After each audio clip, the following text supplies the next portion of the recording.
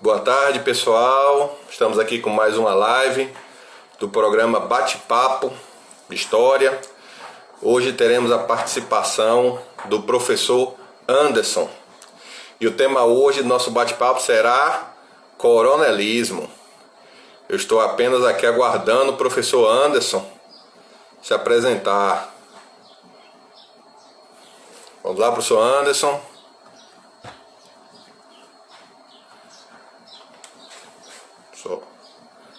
Pronto. Boa tarde, Márcia. Vamos aguardar o professor Anderson aparecer aqui para a gente dar nosso bate-papo. Tranquilo? Professor Anderson que está lá na bela cidade de Serrinha.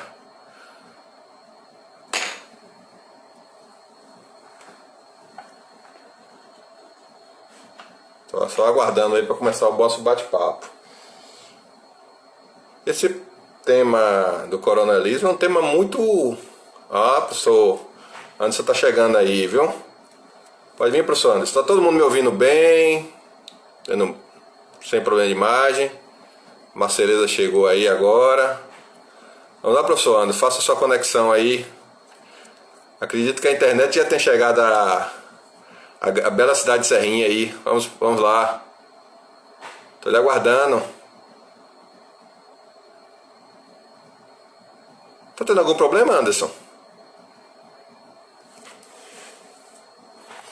O tema que hoje vamos falar hoje é sobre coronelismo. É um tema muito interessante aqui pra gente que tá, preferencialmente a gente que tá aqui no Nordeste, que é muito comum o termo coronel e o termo coronelismo, entendeu? Inclusive já faz parte até do nosso imaginário popular.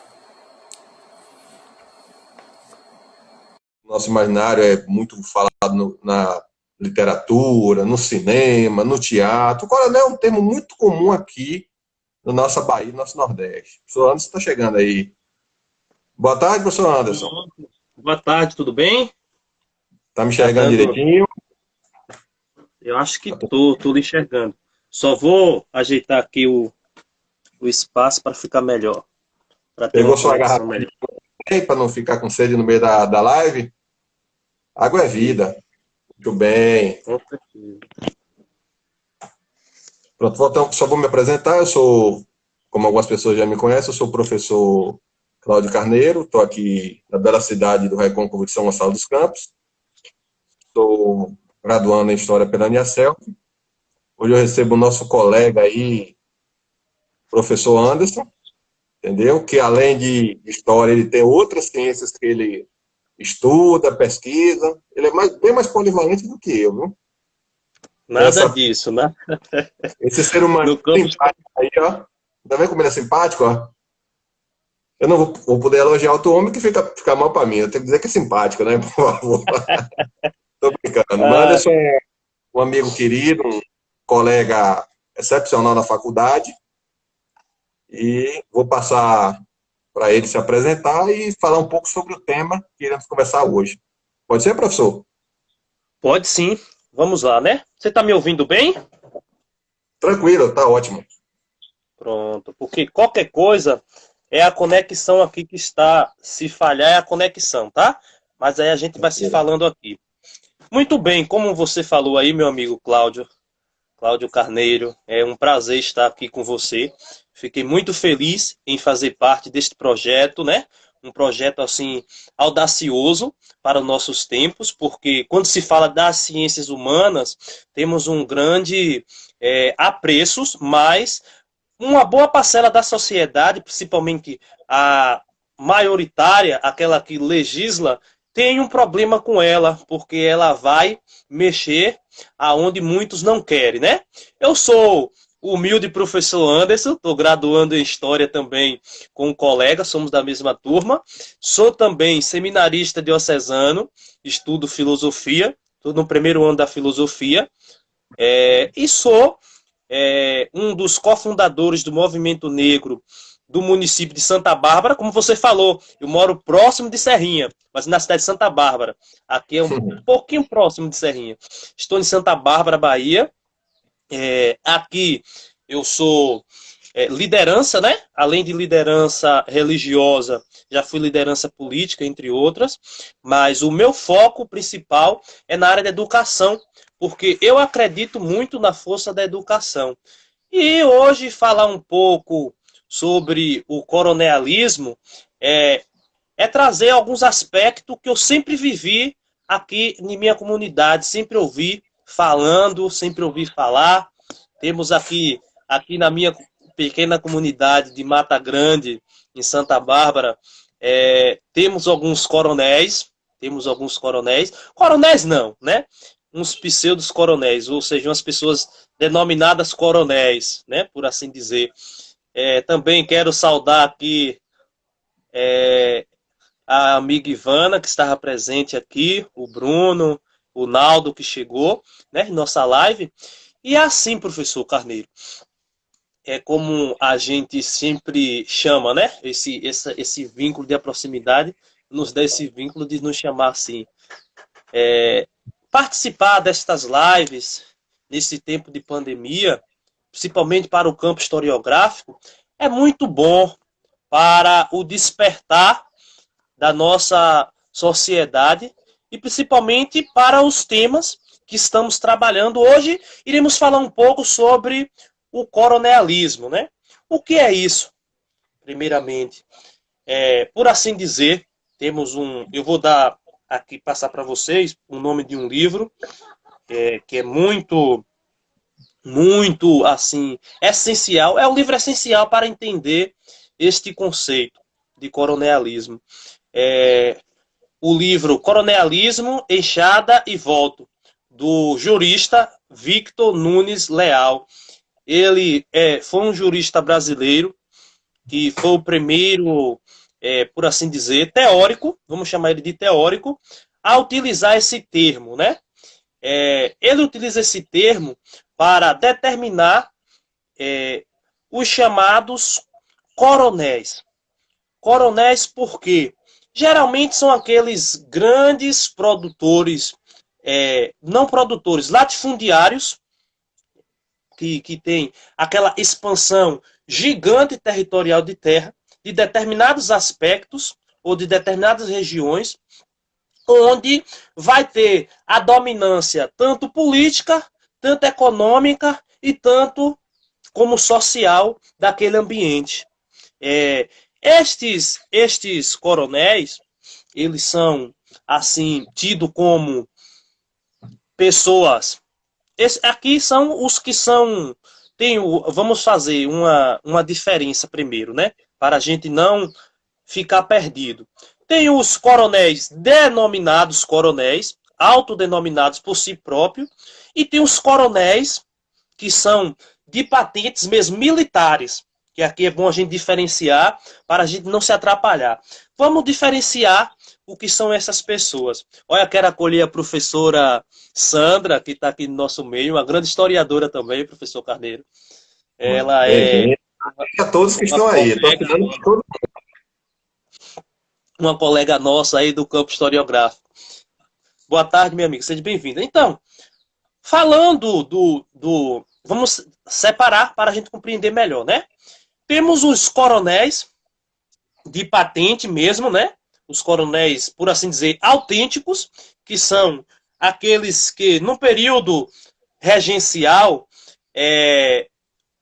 existia a Guarda Nacional. E dentro dessa Guarda Nacional havia as patentes. Então, tem todas as patentes. Então, desde coronel, a tenente, a cabo, entre outras. E a professora Flávia, chegando aí. Então, dentro disso, a gente compreende que os coronéis de patentes compradas e os coronéis que denominados. Dentro da Guarda Nacional, tem esses coronéis que são denominados coronéis por ter finança para comprar patentes, e eles se tornam coronéis por patente, coronéis militares de patente, e tem os coronéis que são denominados coronéis pela força que exerce em determinados aspectos, né? Hoje temos vários tipos de coronelismo. A gente vai trabalhar o coronelismo agrário e o coronelismo eletrônico. Quero saudar também o querido padre Lucivan, que se encontra aqui. Então, Ah, já trabalhou aqui em São Gonçalo, gente boa, viu? muito bem, o padre Lucivan está aí Foi conosco. nosso vigário É, aqui. E eu adoro minha esses, prima Ana Clara. Tem um bocado de gente chegando aí, viu? entende, tá chegando a galera legal aí, né? Então, de início, meu amigo, temos esses dois tipos de coronéis, né? Aí agora a gente vai compreender, amém, padre? A gente vai compreender um pouquinho da função social de cada um. Temos os coronéis de patentes militares, que tem seu trabalho desenvolvido na área militar, que exerce também por questões da questão da militância, e tem os coronéis que são autodenominados coronéis por ter bens financeiros, ter lucros financeiros, ser atrelado por grandes quantidades de terra e entre outros mais aspectos. Então, esses coronéis, o qual nos interessa mais, são os chamados coronéis por a autodenominação. Esses autodenominados, eles exercem uma grande força porque ele é mandatário. Se ele é um mandatário, ele tem grande poder de propriedades, de bens financeiros, de área rurais assim extensas, onde ele tem uma concentração de poder em suas mãos gigante. Então, em cada sociedade onde há esses coronéis, ele consegue mandar, consegue desenvolver esses aspectos, justamente porque eles são os donos das grandes propriedades. E sendo dono das grandes propriedades, acaba que ele tem uma grande parcela de funcionários. Então ele começa a automandar nesses funcionários, automandar nas propriedades vizinhas, automandar nas cidades, por assim dizer. Esses coronéis, ele acaba criando essas oligarquias, criando essas grandes oligarquias para concentrar o poder total em sua mão e assim vai expandir esse seu poder para um campo que é um campo atual que todos nós conhecemos, que é a política. Então, não tem como não falar de coronel sem lembrar da política. Então, os coronéis sem política é difícil. A igreja também, por assim dizer, tem uma ligação muito forte com os coronéis, porque é sabido de todos que a ligação da igreja com o Estado, depois que se desvincula, mas enfim, os coronéis até hoje, nas cidades pequenas, eu ouço muito, coronel fulano de tal doou X para a construção da igreja, para a reforma da igreja. Enfim, existem todos esses detalhes, mas hoje a gente não vai focar muito nisso. Mas é entender esta parte do coronelismo com o vínculo político. Os coronéis são grandes denominadores de políticas centralizadas, ou as políticas municipalizadas, ou as políticas de estados, né? Por assim dizer, as políticas dos governadores. A gente está falando vamos falar, centralizar, em um período aonde a gente se fala da República Velha, entre o início da República até o golpe de 30, né? Essa ligação toda. Só um minutinho, professor. Posso dar um adendo aqui? À vontade. Não te atrapalhei, não, né? Não, tranquilo. Pronto. Eu só vou citar o pessoal aqui no contexto histórico. O que acontece? O professor Anderson aí falou sobre Guarda Nacional. A gente vai recapitular aqui que no período imperial, principalmente tanto no primeiro reinado como no segundo reinado, tivemos o primeiro reinado que foi de Dom Pedro I, após a independência do Brasil. Depois tivemos um período que o Dom Pedro I abdicou em favor do seu filho, Dom Pedro II, que tinha apenas 5 anos de idade, não poderia assumir. porque a legislação brasileira determinava que o rei tinha que ser de maioridade. Então tivemos um período de regência, do tipo regências trinas, ou 3 pessoas mandando, regência una. Então o que acontece? E depois o segundo império. Só que o que acontece? O Brasil estava começando. As nossas estruturas sociais, políticas, estruturais, não existiam. Era um país em formação. Inclusive, eu considero, até uma pouca ousadia de minha parte, que o Brasil ainda está sendo formado. O Brasil não está concluído ainda. Então, o que acontece? Não tinha um exército estabelecido na época do Império como tinha hoje. Principalmente no primeiro Império. Na verdade, no Império do Pedro II, tinha uma guarda pessoal dele, que existe até hoje, que são os Dragões da Independência, que o pessoal acha muito bonito lá no 7 de setembro, aquela cavalaria com aqueles elmos com os dragões de Bragança. Só existia aquilo ali, que era a guarda pessoal do Dom Pedro.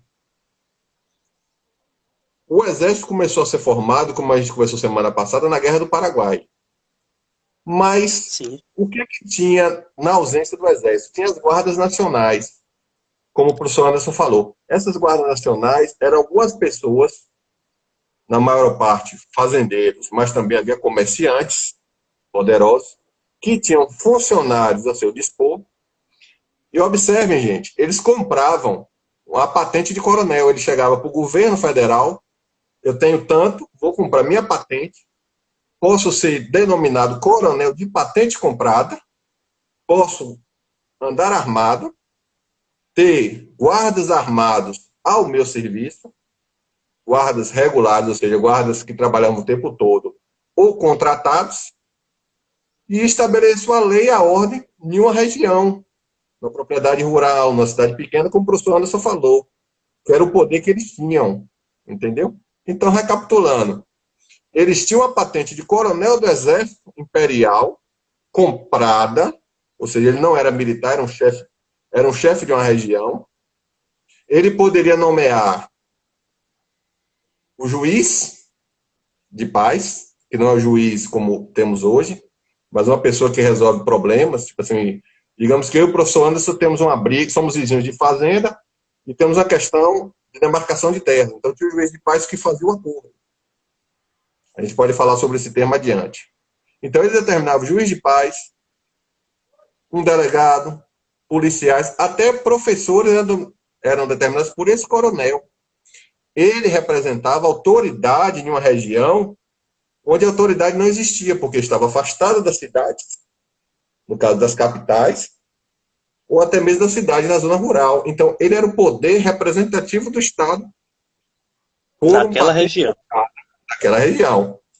Como quando o Império caiu no golpe republicano, esses eram os coronéis do Império, que também eram senhores de engenho, era toda aquela elite agrária, porque o Brasil não tinha indústria nessa época. Com exceção do Barão de Mauá, mas o Barão de Mauá era exceção, não era regra. Quando chegou a República, após a libertação, o fim da escravidão, que não corresponde exatamente com a libertação, vamos lá, com o fim da escravidão, esses coronéis cobriram esse vácuo, porque o poder imperial tinha terminado, a centralização do poder do império, a República iniciou-se, também não tinha suas estruturas montadas, então essas lideranças locais, desses coronéis, eram o poder do Estado naquele local. No Império, o governador do Estado não era eleito, era nomeado, ou seja, o imperador nomeava o que era hoje governador do Estado, nomeado pelo imperador, era centralizado. Na República, esse governador, que não era nem governador, era presidente de província, presidente de Estado, no caso do Estado Bahia, o Estado de Pernambuco, não era o Estado do Brasil. Era presidente, não era governador. Foi ser governador tempos depois. Esse presidente era eleito. E era eleito por uma eleição complexa, que quem administrava essas eleições eram os poderes regionais, que eram os coronéis. Por isso que o professor Anderson aí falou que a política está totalmente interagindo com os coronéis. Claro, inicialmente na República Velha, de 1899 até o golpe de Getúlio, na data aproximada de 1930. Então, temos esse recorte de 1890, desculpa, até 1930, que esses coronéis dominavam regiões e dominavam a política dessa região. Tinha uma relação, porque eu quero ser o governador da Bahia, presidente da Bahia, desculpa, para não ser anacrônico. O presidente da Bahia, eu preciso do apoio de coronéis que comandam tantas regiões. Claro que eu não vou ter o apoio de todos, porque existem as facções políticas. Mas se eu quiser ser presidente do Estado, eu tenho que ter a maioria dos coronéis me auxiliando. A meu favor. Havia essa situação. Então, a gente fez uma apanhada aqui muito rápido. Tentei ser o máximo conciso para vocês entenderem o contexto que o professor Anderson está falando, inicialmente. Claro que o professor Anderson é um cara de uma síntese incrível, ele vai fazer essa síntese desse período e trazendo as situações até os dias atuais. Pode falar, professor? Sim, sim.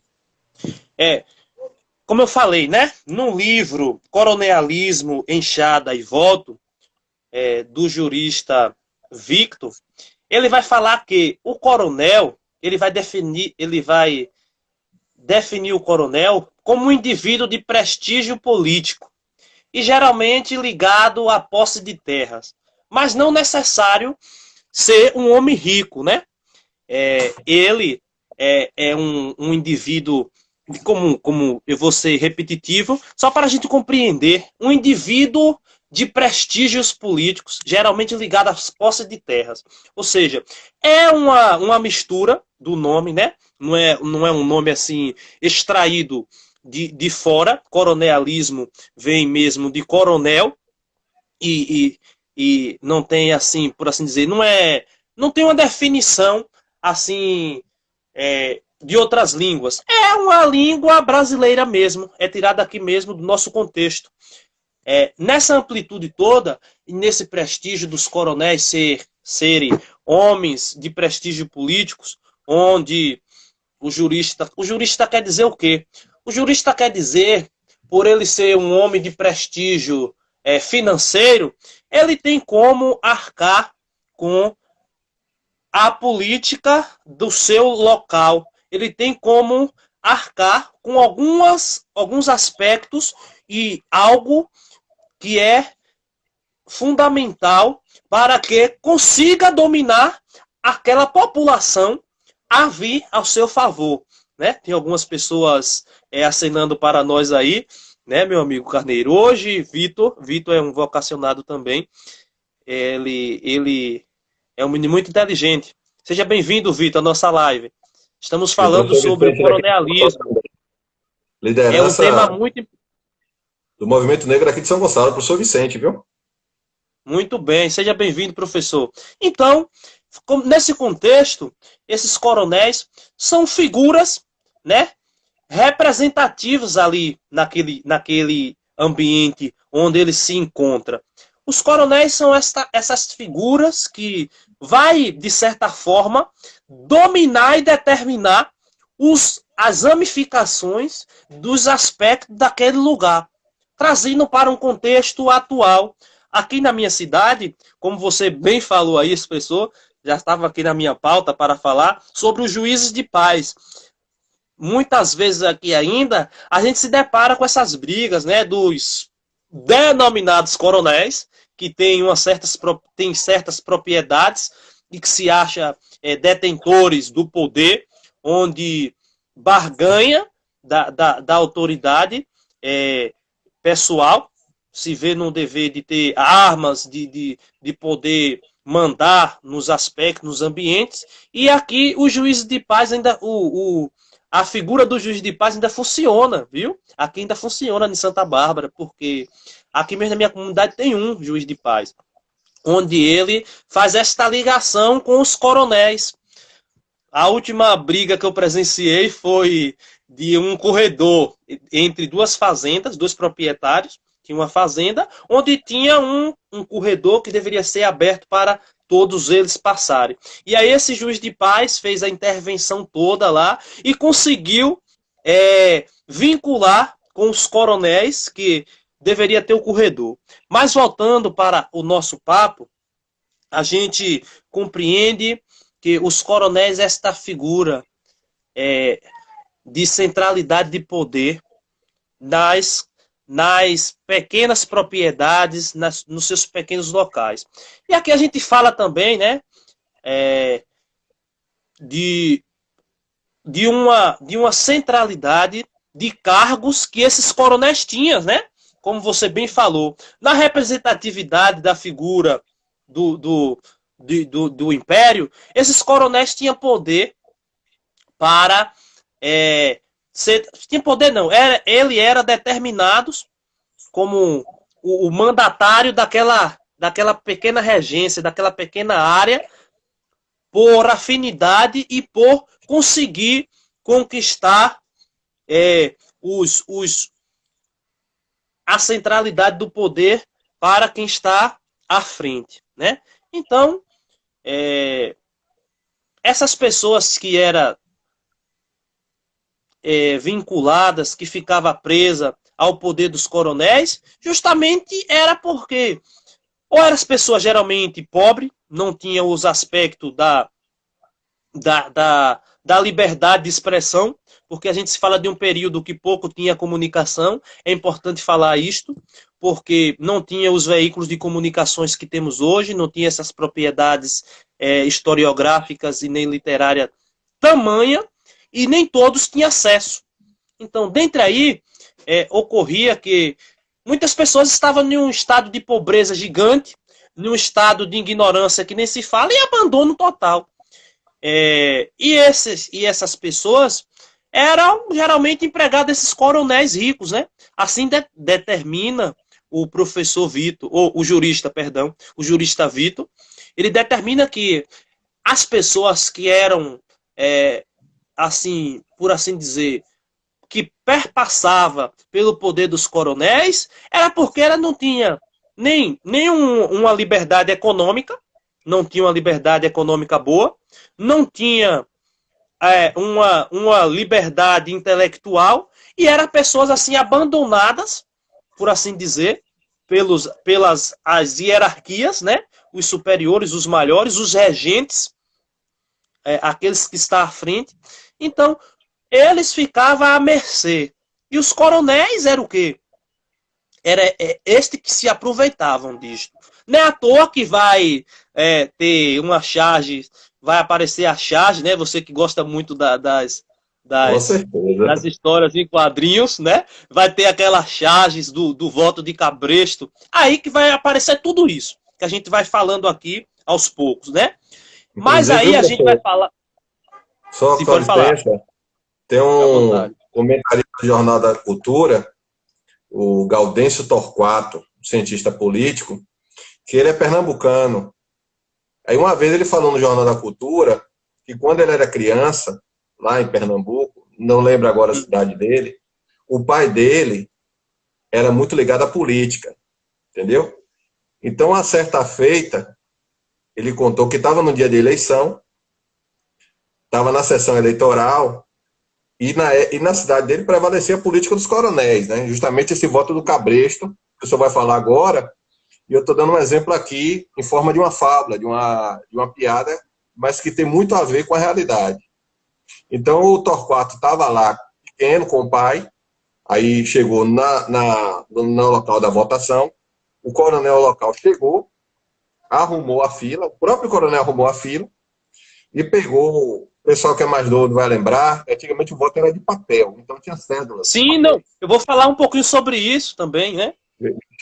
Aí o que acontece? Pegaram as cédulas de papéis que estavam lá. De um lado tinha vários quadradinhos com o nome dos prefeitos, e do lado o nome do vereador, que você escrevia o nome do vereador, botava o número do vereador. Quem é um pouquinho mais velho deve lembrar.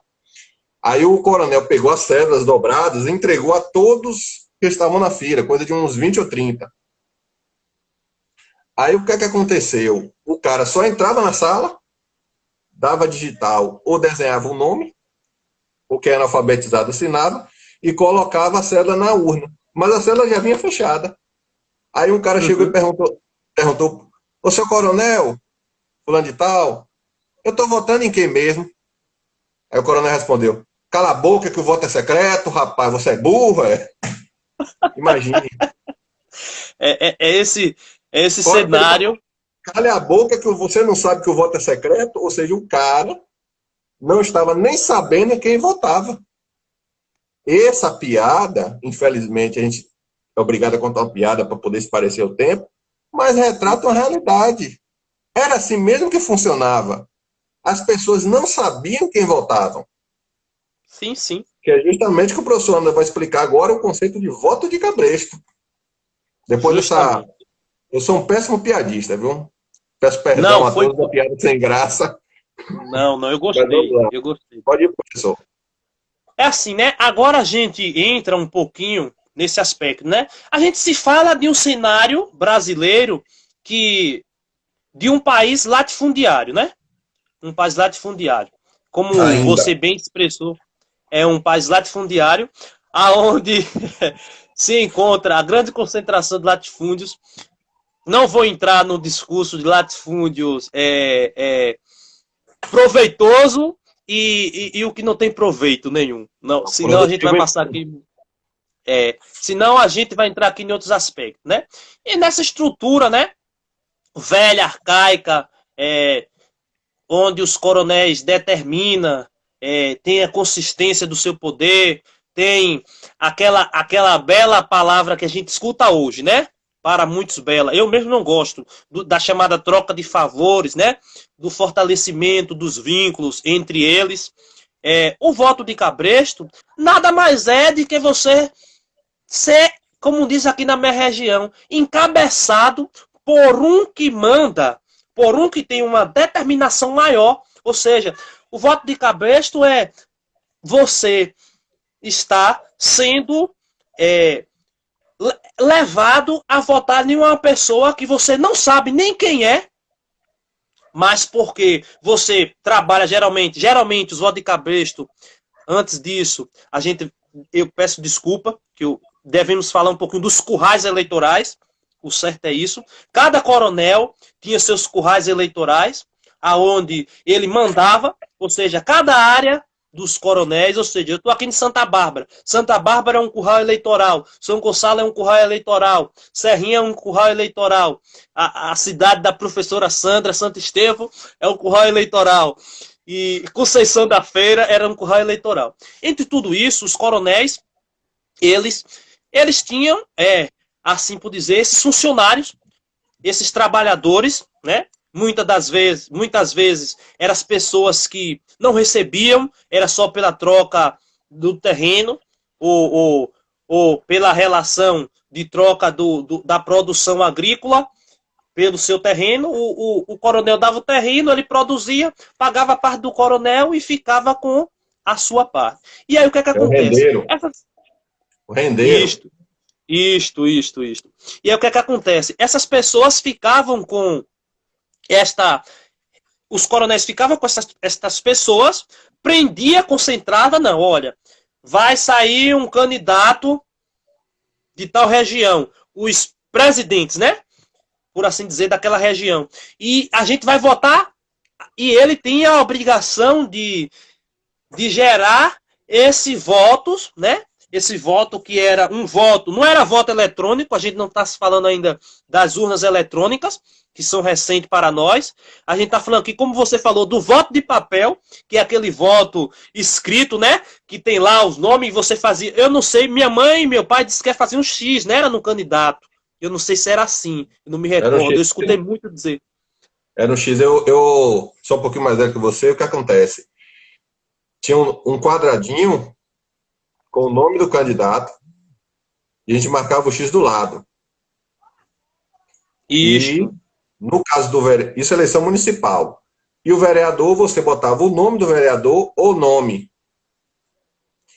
No caso de presidente, a mesma coisa, você botava, era um pouco diferente, você marcava o X no candidato a presidente, só que tinha uma diferença. era, de um lado, o deputado federal, que você escrevia o nome ou o número, e o deputado estadual, que você escrevia o nome ou o número. Uhum. Imagine quem fazia a apuração, que tinha que, às vezes, até alguma pessoa que tinha uma letra, com alguma dificuldade, colocar o nome certinho ou o número. E anteriormente a isso, tinha a chamada eleição de bico de pena. Essa era um pouquinho mais interessante. Essa era no início, já era no Império era assim, normalmente era nas paróquias. A pessoa chegava na paróquia, aí tinha um mesário e algumas pessoas, e a pessoa falava o candidato, o nome do candidato. E uma pessoa escrevia o nome do candidato. Por isso que eu voto a bico de pena, ou seja, não existiam canetas, eram penas ou um lápis, você escrevia. A caneta, inclusive, é da Segunda Guerra Mundial, depois eu vou explicar sobre isso. Escreveu o lápis, ou bico de pena, o nome do candidato que a pessoa pronunciou. Ou seja, imagine, se você tinha que pronunciar o seu candidato na frente de várias pessoas, que Sim, eram sim, testemunhas, constrangedor. que eram testemunhas do seu voto. Então, aí depois do dia, todos os nomes dos candidatos estavam anotados e era enviado para ser apurado. Só que aí tem um problema. Primeiro, a pessoa que escreveu o que queria. Claro, claro. É por isso Não que tinha um a gente recibo. entra nesse contexto, né? A eleição de bico de pena é complexa por isso. O que é que acontece? Você declarava, votei em Anderson. Quem me garantia que o rapaz escrevia Anderson ou escrevia Cláudio? Inclusive, essa eleição de bico de pena era anterior ao voto de Cabresto e mais complexa. Porque para na hora da apuração, só era considerado que o cara se elegeu prefeito ou intendente, o presidente da província e depois presidente do estado, quando o governo federal dava ok. Ou seja, tinha que a pessoa escrever, tinha que entregar lá para o governo lá do Rio de Janeiro, lembrando que a capital do Brasil era o Rio de Janeiro, Brasília dos anos 60, Sim, do nosso século, sim, sim. tinha que levar lá para o Rio de Janeiro para alguém dizer, não, é esse cabra aqui, pronto. Acabou. Inclusive, nesse tempo, o coronel não tinha nem tanto controle sobre a eleição. O coronel Não, só não. vai ter um maior quando vai deixar a eleição de bico de pena, que as eleições eram normalmente nas paróquias, que era a tradição do Império, e passar a ser a eleição do papel, onde o cara tinha que marcar, escrever.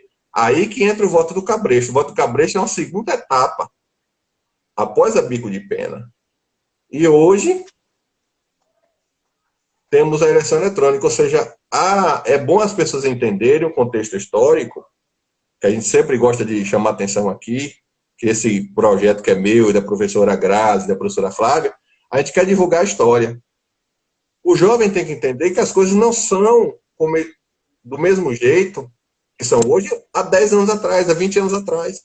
As coisas vão evoluindo, a sociedade vai mudando.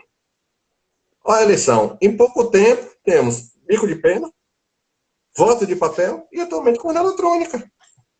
É, Mas certos vícios da política, como os coronéis, os bandões, os tiques, essa relação de poder que tem de um cara de uma região que tem 30 compadres, que tem funcionários que trabalham para ele, pessoas que produzem nas terras deles, essas relações acontecem até hoje. E o pior claro, de tudo, claro. essas relações estão evoluindo de forma boa em algumas situações, como o voto secreto eletrônico, que é um voto que ninguém sabe o voto da pessoa, mas também temos locais dominados pelo crime, que o crime organizado, em algumas regiões, os milicianos ou os criminosos daquela região, estão determinando que a pessoa vote. Existe uma relação muito complicada hoje com o crime organizado e os políticos. E não sou eu que estou dizendo isso, não. É, Quando o Mar Mendes assumiu o Supremo Tribunal Eleitoral, ele disse que a maior preocupação dele não era a fraude eleitoral. era a associação do crime com as eleições. Verdade. Ora, o ministro Supremo estava organizando o Supremo Tribunal Eleitoral. Fala isso, nós, como sociedade, temos que ligar o alerta. Entendeu? Que os problemas do passado, como a gente está falando aqui de coronelismo, voto de cabresto, eles mudaram. Mas os problemas nas eleições continuam. Não, A gente tem que sair e fazer uma análise séria da situação atual. Nossa situação melhorou? Sim, melhorou. Mas ainda não estamos em uma situação aceitável. Essas interferências de políticos sobre quem vai votar, compra de voto existe até hoje. Infelizmente, é uma realidade que qualquer pessoa já presenciou. Quem não presenciou, não tem como. E não tem como ser combatido. Entendeu? Aí agora eu vou passar a palavra para o senhor Anderson para ele continuar e depois eu vou dar umas dicas literárias sobre os coronéis. Beleza? Pois é. Mas então, vamos ouvir a palavra do senhor Anderson. Voltando para o voto de cabresto, né? Lá no livro do jurista, ele vai dizer mesmo assim: o voto de cabresto é usado como uma moeda de troca do coronel para com as esferas de governo estadual e federal, né? Ou seja, é você pegar, eu tenho as pessoas que trabalham na minha fazenda, eu aproprio destas pessoas como posse minha e eu levo, né?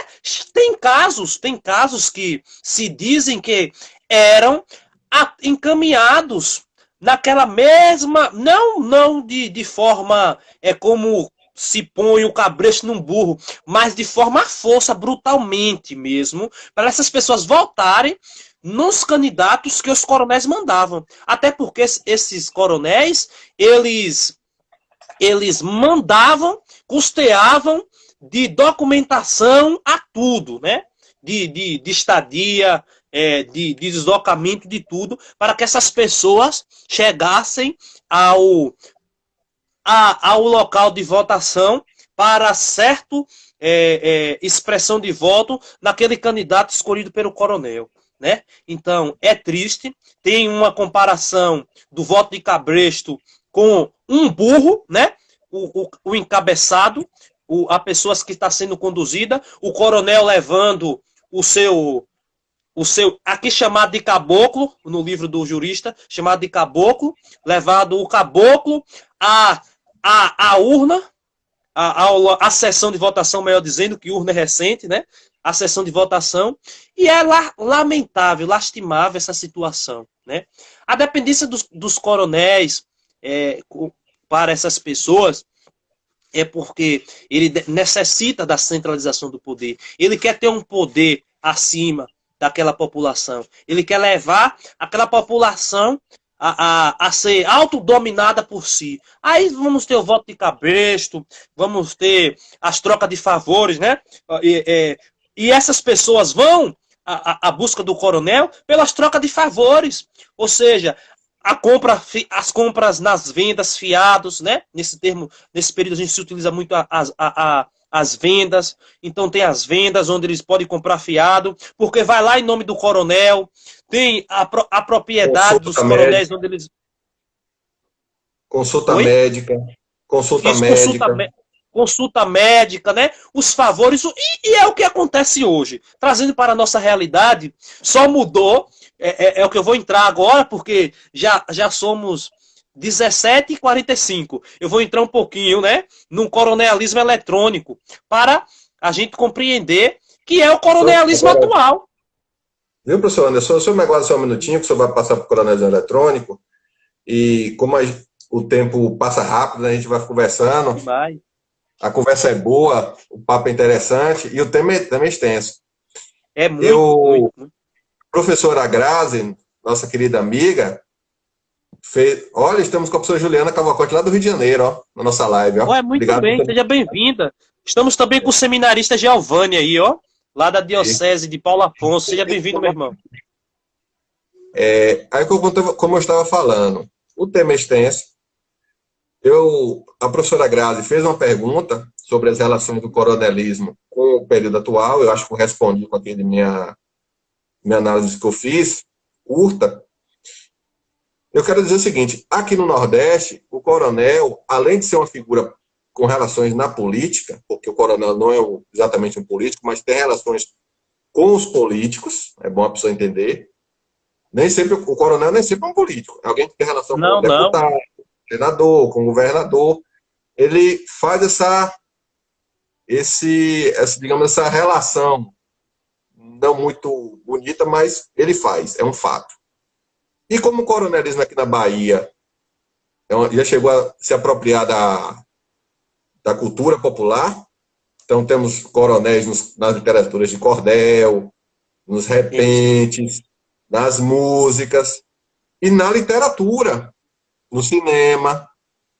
Inclusive tem um filme excelente, um filme nacional, que está disponível no YouTube, que é o Coronel Delmiro Gouveia, que é uma história, um filme histórico de um grande personagem da história do Nordeste, que é o Coronel Delmiro Gouveia, que mostra bem a política dos coronéis. Esse filme eu recomendo, está no YouTube, para quem quiser assistir gratuitamente. Coronel Delmiro Gouveia. Fantástico, é um filme fantástico. Tem um filme do grande mestre Glauber Rocha, nosso cineasta baiano, Deus e o Diabo na Terra do Sol, que é um filme mais denso. Inclusive, ele mostra muito essas relações de coronéis, Igreja Católica, entendeu? População, líderes messiânicos. Esse filme do Glauber Rocha é fantástico. Agora é uma obra densa, que eu aconselho você assistir mais de uma vez, 1 ou 2 vezes, porque ele tem muitas camadas. Eu tenho aqui, eu sei que a câmera não vai ajudar, mas tem aqui o livro do Mário Palmério, Vila dos Confins.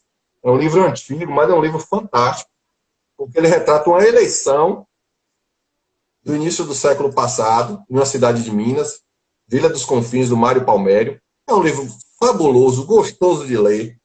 Foi a herança de meu irmão mais velho.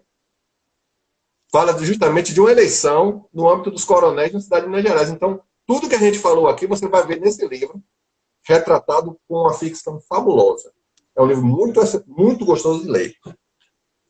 Outro livro legal também é esse aqui, ó, do Graciliano Ramos, São Bernardo. Graciliano é autor de Vidas Secas, um outro clássico. Mas Gosto muito. O São Bernardo trata justamente de um coronel e suas relações. Então tem muito a ver com o nosso bate-papo aqui. E eu, sendo baiano, não poderia de citar nosso grande Jorge Amado. Gabriela, ela retratada em filme, é um filme fabuloso com a Sônia Braga. Tem uma novela antiga também que eu assisti na reprise, com a Sônia Braga também, mas eu recomendo o filme, não a novela. Eu nunca vou recomendar a novela, eu não gosto de novelas, não, porque o pessoal da Globo. Nem na Globo, nem de canal nenhum, eu gosto de filme. Gabriela Cravo e Canela, com a Sônia Braga, um filme, pode procurar no YouTube, que deve ter. O livro do Jorge Amado é fabuloso. É um livro, todo baiano deveria ler Jorge Amado, e todo brasileiro deveria ler também, porque retrata aspectos da nossa cultura. Gabriela Cravo e Canela fala dos coronéis do cacau. Então, tudo que eu falei aqui com o professor Anderson está aqui retratado. Os coronéis de cacau, as relações de poder que eles tinham com as pessoas na cidade, no campo, com o exportador de cacau, que é um cara que chega, um político, que chega na cidade e se opõe à política dos coronéis. É um livro fabuloso que eu recomendo a todos, viu? Essas 3 dicas: Gabriela Cravo e Canela, do Jorge Amado, São Bernardo, do Graciliano Ramos, e A Vida dos Confins, do Mário Palmério. Eu não vou fazer minhas considerações finais, porque o tempo está contra a gente. Eu vou pedir as considerações finais ao Anderson. O senhor vai ter essa honra de fazer essas considerações finais. E quero só agradecer a todos pela audiência. Estou muito feliz por vocês terem assistido. Espero que esse pequeno bate-papo de um assunto muito vasto que a gente teve aqui tenha servido para vocês, despertado a curiosidade. Procurem filmes, livros e vamos junto nesse projeto. Muito obrigado de coração a todos. Vou passar e estamos aqui, né, professor? Eu também estou à disposição.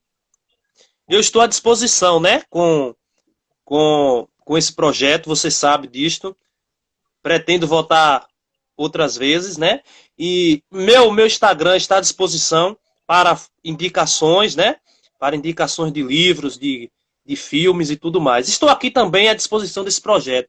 Antes da gente concluir, chegar nas considerações finais, eu vou pegar aqui 2 minutinhos para falar um pouco do coronelismo eletrônico, né? Como eu falo sobre isso, eu estou me referindo à tentativa de consumação, de poderio, de centralidade da dominância política a partir das dimensões digitais ou radiodifusoras, né? O controle pela questão das mídias eletrônicas, né? Atualmente tem uma pesquisa do Ministério Público que fala que tem 30, mais de 2015, essa pesquisa do Ministério Público Federal, falando que temos mais de 34 deputados que são donos de rádios, difusão e de televisões, aonde é chamado de centralidade desse poder, desses coronéis, aonde ele vai fazer aquela política de só falar bem de si mesmo, né? Mas assim, aqui na Bahia temos três deputados, né? Que é dono de rádio, que está dentro dessa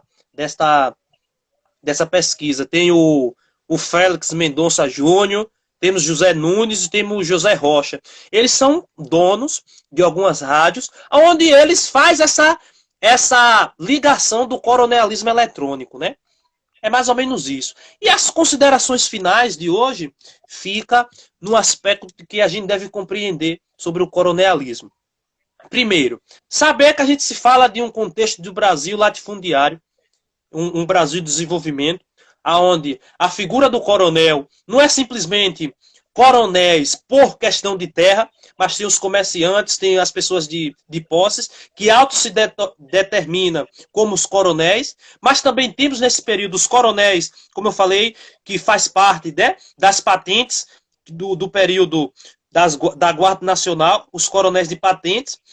Temos o voto de cabresto, temos a questão da ligação dos coronéis com os caboclos, ou seja, com os chamados encabeçados, que são justamente... Eu vou só abrir um adendo, professor.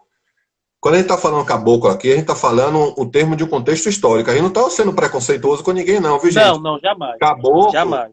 Até na música do Luiz Gonzaga, vocês devem lembrar que o Luiz Gonzaga fala do caboclo, que o caboclo ia para a escola, que precisava aprender a ler. Então é um termo regional, não é um termo pejorativo. Não, jamais. Isso não deve ser nunca o contexto de um historiador ser preconceituoso com tema nenhum, jamais. Mas eu estou alertando para as pessoas entenderem isso. Caboclo na Bahia, cabra. Cabra é o cara que é o funcionário do coronel. Aí realmente é um termo pejorativo, que ele determina que o cabra seja como se fosse um animal, cabra, o feminino de bode. Os cabras de Lampião, os jagunços, os soldados de Lampião. Os cabras do coronel são os soldados do coronel. Então a gente está usando termos regionais. Não estamos usando termos. Beleza, pessoal? Pode ir, professor. Olha, a professora Juliana fala sobre esse tema, como é o nome? Coronelismo eletrônico. É um bom tema. Poderíamos voltar depois, né? Outro momento aí. Eu vou agendar aqui na minha agenda uma outra data futura, né? Para esse debate melhor. Espero que o pessoal tenha gostado também. Pronto. E aí o que é que acontece, meu irmão? A gente não pode deixar de falar desse tema sem lembrar das trocas de favores, do voto de cabresto, das questões de propriedades, né? Que todos necessitavam, essa ligação e tudo mais. E atualmente a gente não pode deixar de falar, eu mesmo eu gosto muito de interligar a história, o que já se passou com o atual. Hoje temos os coronéis, né? Os coronéis políticos. Temos até um senador chamado coronel, né? aqui na nossa esfera baiana, e ele é um coronel denominado no Coração de Maria. Ele é dono de grandes latifúndios em Coração de Maria, né? É o sobrenome dele, Mandatário. Coronel, sobrenome, apelido, ele se adora como coronel mesmo, né? Não, mas ele sobrenome dele, mas ele é autodenominado como coronel lá, né? Coronel, esse sobrenome dele se expandiu por isso, parece autoritarismo e tudo mais, né? Mas não vem o caso. Fazer essa ligação com a atualidade, observamos as relações do coronelismo eletrônico com o coronelismo arcaico, por assim dizer, como se fala das compras de votos, dos favores, né? Se aproxima do financeiro, que infelizmente não tem como se controlar, porque não é só o papel daqueles que estão em nosso meio, mas é todos aqueles que cooperam, né?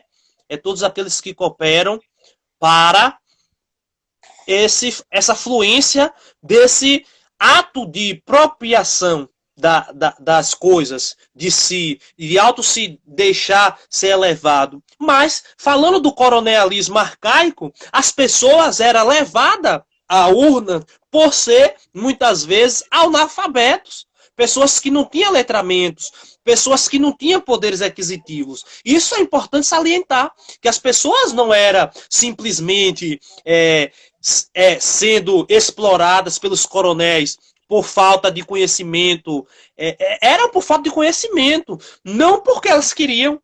Depois tem era a circunstância que faltava. Tem uma jornalista que ela fala mesmo assim, né? Que o nome dela é Vanessa Costa de Oliveira. Ela fala mesmo assim que o coronelismo se expandiu muito pela falta das mídias, das mídias em expansão, porque as pessoas, como escutam, ouvem, elas conseguem se concentrar muito mais. Então, ela foi muito sábia em dizer isso. E o jurista fala sobre isso também. Ele fala mesmo assim que as pessoas são elevadas ao cabresto por falta de conhecimento. Em outras palavras, parafraseando ele, né? O jurista fala isso muito. E ele luta lá, né? Ele chega ao STF, ele luta. Ele fala muito sobre essa relação. Foi um prazer, meu irmão, estar junto com você. Ele foi retirado no contexto da ditadura militar, o Victor, esse autor desse livro Enxada de Voto. Do livro. Eu muito vou bom, fazer muito a citação da nossa professora Railma. Lembra que a professora Railma nos ensinou sobre a questão do agenciamento das pessoas? Sim, sim. A capacidade de agenciamento, mesmo a pessoa analfabeta, mesmo a pessoa numa situação de miserabilidade social, a pessoa tem capacidade de agir. Com certeza. Entendeu? Então, houve resistência da população rural aos coronéis. A prova disso, o cangaço. O cangaço foi uma forma de resistência. A gente não pode fazer uma live e não citar a professora Railma, que foi nossa professora na faculdade, viu? Não tem jeito. Não pode deixar essa grande doutora anda, né? Eu quero falar também que aqui na Bahia teve o coronel, que é muito chamado pelo povo, citado pelo povo, o Magalhães, né? O Antônio Carlos Magalhães. E temos o Sarney, né? O Sarney é um grande coronel, o Collor, e entre outros todos coronéis aí, que entra no campo eletrônico. Foi um prazer estar com vocês, né? Eu acho que nossa live já vai cair daqui a pouco, mas foi muito bom estar com vocês. Só botou uma Collor, ACM, Sarney, só gente boa aí. Falar de Sarney, aquele mandatário lá do Maranhão, mano, essas políticas, ela acaba deixando as pessoas traumatizadas. Essa política do coronelismo. Só um minutinho, professor Anderson, que está encerrando. O pessoal que está entrando agora, com o professor Mari Nelson, grande autoridade aqui de São Gonçalo e de Salvador também, que ele vive lá em cá, estará salvo no YouTube, viu? No canal Cade Carneiro, Cade com C, Cade Carneiro. Essa live estará salva lá, como estará salva aqui no Instagram também. Pode ir, professor. Muito bem. Enquanto a gente tiver tempo, a gente vai falando. Pode mandar brasa É aí. isso aí. É falar dessa relação, né? É também, professor Carneiro, ressaltar que a questão dos juízes de paz, né? Essa figura assim que era centralizada aqui dentro de nossas comunidades, ele presta até um serviço bom, porém, bom para Não é quem? Como longo. diz, bom para quem? Bom